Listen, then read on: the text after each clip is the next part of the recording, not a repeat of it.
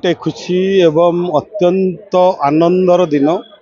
प्रिय प्रधानमंत्री नरेंद्र मोदी आह्वान रे सारा भारत वर्ष दिल्ली रु पल्ली पर्यंत जो तिरंगा पदयात्रा चली यही परिप्रेक्षी पोलोसरा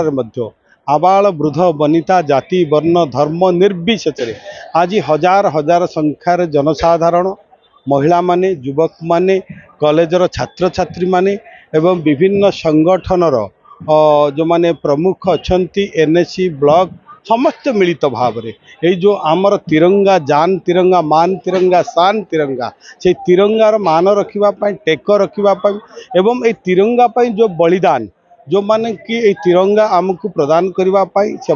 जो बलिदान को आज मने पकेवाई तांकर जो देश मातृका प्रति उत्सर्गीकृत देश मातृका प्रति बलिदान को आज मन पकेवाई सारा भारत वर्ष रे आपणकर 11 तारीख रु अगस्ट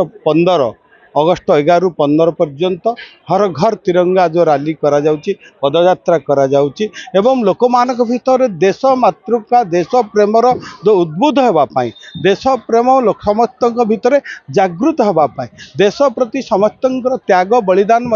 रहिबार आवश्यक रही आमे जेमती समस्त अधिकार को साब्यस्त करुचे अधिकार को दाबी करुचे एवं आमे देश माँ माटी पाई ये भारत वर्षर अखंडता को अक्षुण्ण रखापी आम गोटे साधारण नागरिक हिसाब से आमर भूमिका रही तेणु यही परिप्रेक्षी आज एक सचेतन तिरंगा पदयात्रा आज आपण मैंने महल देखिपे हजार हजार संख्यार कोभली भाव में आपणकर ये महिला माने साधारण जनता छात्र छात्री समस्त समवेत होती तिरंगा पताका तले एवं आज पूरा गेरुआमय आज पोलसरा हो जाइए तिरंगार जो से जो ध्वनि रे जो जान तिरंगा शान तेरा ए वतन तेरे लिए जान भी देंगा तेरे लिए यही जो ध्वनि रे आज प्रकम्पित होती।